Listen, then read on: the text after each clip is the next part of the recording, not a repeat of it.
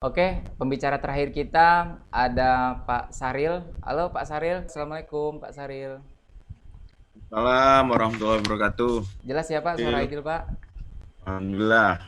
Alhamdulillah. Apa kabar Pak? Kalau hari ini stay di kampus nih.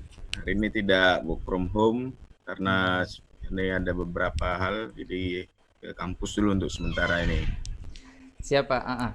Terkait judul kita Pak, sebelum Ya. kita membahas judul kita, mungkin Hmm. tanggapan Bapak selaku akademisi di Provinsi Kepulauan Riau, tanggapan Bapak nih terkait kebijakan pemerintah yang telah dibuat baik dari pusat sampai ke daerah-daerah, seberapa efektifkah Pak peraturan ini Pak? Baik, Dil. Sebelumnya saya ingin menyapa dulu narasumber yang lainnya juga, Bu Misni, Bu Dewi, Bang Dirman, ya, dan juga rekan-rekan forum anak, Bapak saya lihat ada juga Bapak Ibu yang lainnya di sini, pemerhati anak dan yang lainnya. Untuk berkenaan dengan apa yang dicanangkan oleh pemerintah, ini kan sebenarnya dalam rangka virus COVID-19 kan. Iya Pak. Nah, untuk Kepri sendiri dan beberapa kabupaten kota yang lainnya, memang kita tidak menerapkan pembatasan sosial berskala besar. Walaupun beberapa kabupaten kota, termasuk pemerintah provinsi juga sudah mencanangkan itu, bahkan kajian akademiknya juga sudah dilakukan.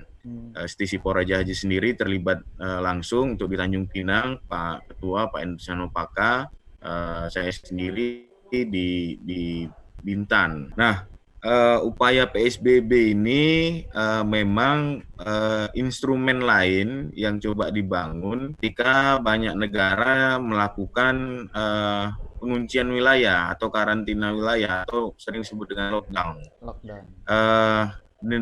Tujuannya untuk apa? Memang virus tadi udah di mention, kalau nampak senang kita baca ayat kursi ini. Kalau kata seluruh mahasiswa saya itu gitu. Kalau dia nampak senang Pak, macam jin kita senang kita baca ayat kursi. Atau dia orang senang kita aja Kita tangkap ya Pak ya. bersembang. Tapi virus ini tak nampak dia.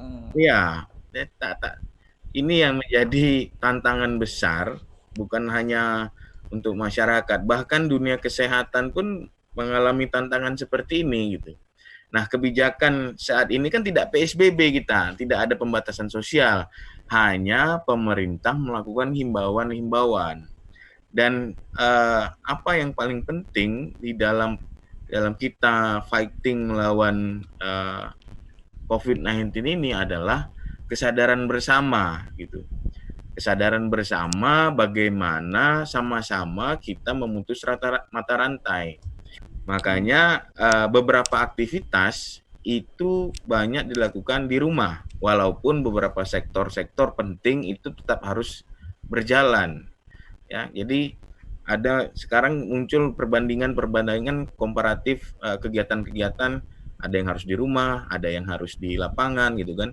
Saya pikir begini, saya tanya beberapa rekan-rekan yang memang harus dia beraktivitas di lapangan. Kalau bisa memilih, maka dia akan memilih di rumah. Ada ASN yang memang dia harus turun ke lapangan. Jadi kalau bisa memilih, maka dia memilih untuk berada di rumah lebih safe.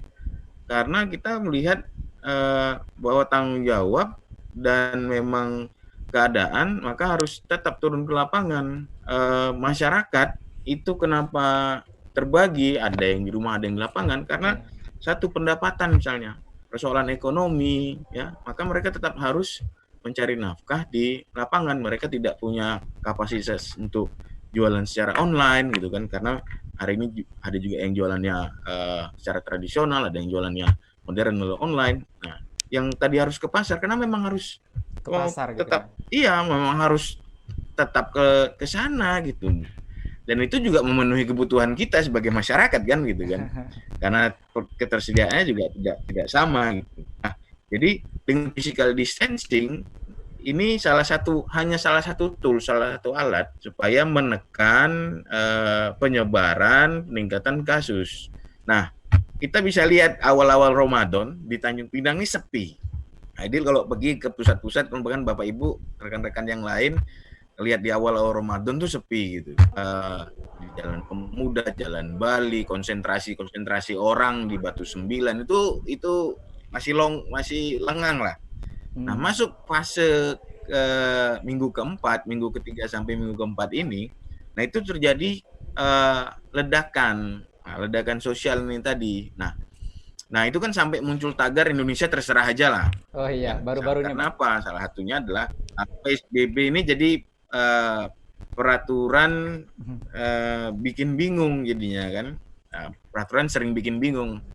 Nah, ini yang jadi persoalan juga PSBB yang lainnya ini, padahal kita diminta di rumah aja dan segala macamnya ini kan.